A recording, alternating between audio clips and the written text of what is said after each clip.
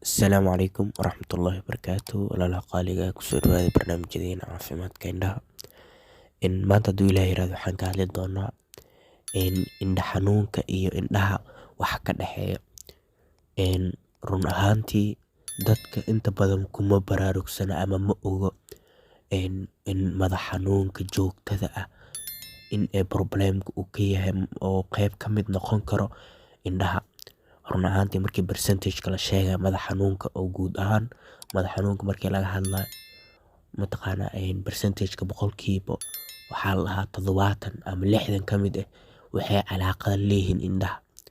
oo meesha hadda oo problem haduu indhaha uu ka jiro, haddii oo dhaawac kusoo gaaro, haddii iftiinka uu qaldamo, meesha ugu horeyso oo loo jawaab celinayo waa maskaxda waay. oo jirka laba meel fariinta lasoo oo fariinta jirka laga soo qaado laba meel jirka lasoo gaarsiiya. meel waa maskaxda, meelna waa laf dhabarta oo spinal cord loo yaqaano, meel waa maskaxda brainka.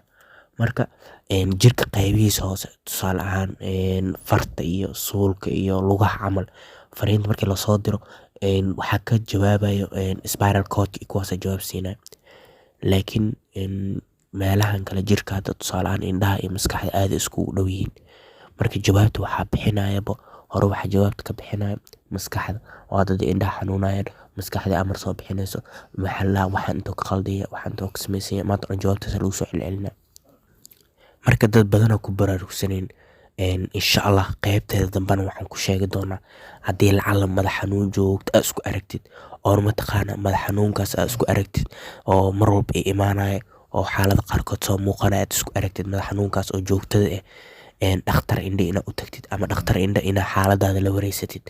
marka waxaa hadda kuu sheegaya 3 cudur ama 3 dhibaato oo qofka hadduu sameeyo guud ahaan jirka uu sameeyo madax xanuunka oo indhaha hadduu dhibaato soo gaaro oo qofka madax xanuunaya. 3daas waxaan idiin sheegaya qofka hadduu sameeyo problemka indhahu ka taagan yahay, laakiin indhaha qofka kama dareemaya, madaxuu ka dareemaya oo madaxa labada xiso ka dareemaya madax xanuunkaas.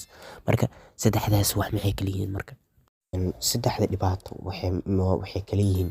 mida koowaad qofka daalka waa meelaha ugu badan indhaha daalka.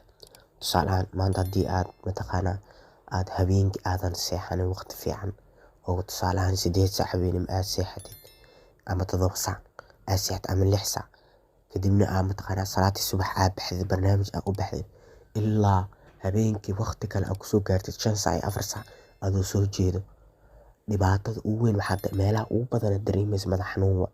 madax xanuunkaas kuma imaanin jirka wuxuu ku imaaday indhahaas oo intaas saac shaqeynayeen oo maanta dhan ilintaas lasoo deynayo. midda ugu horeysa madax xanuunka ugu horeeya oo qofka ku imaanaya waa indha xanuun, waa daalka oo qofka markuu zaaid oo shaqo badan u qabto oo nasiinooyinka qofka uu sameynaya waxaa ka mid tusaale ahaan haddii aanan shaqeyneynin laakiin indhahaaga ay ku daboolan tusaale ahaan kursiga ku fadhisaa ama xafiisa fadhisaa shaqo badan ma qabanaysid, indhaha laptopkaas isticmaalaysa shaqada ugu badan waxaa qabanooyin gacmahaaga, farahaaga, indhaha qabanooyin. marka daalka ugu badan waa waxyaabaha ugu badan madax xanuunka keena madax xanuunka oona haddana ka imaanaya indhaha. mida labaad qofka aragtida dhow ku shaqeynayo, tusaale ahaan dadka oo waxaa jiro dadka oo 40 sano ka weyn cudur ku dhacaa jiro oo aragtida dhow dadka dhibaayo, maadaama aragtida dhow si fiican u isticmaali jiray waagii hore aragtida dhow qofka dhibaayo.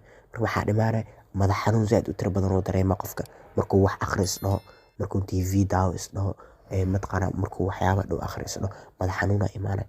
marka madax xanuunkaas imaanaya wuxuu problemka uu ka taagan yahay ma aha jirka meelihiisa kale indhaha problem ka taagan yahay. marka madax xanuunka wuxuu aragtidaas dhow oo qofka problem uu ka keenayo problemka wuxuu ka taagan yahay indhaha.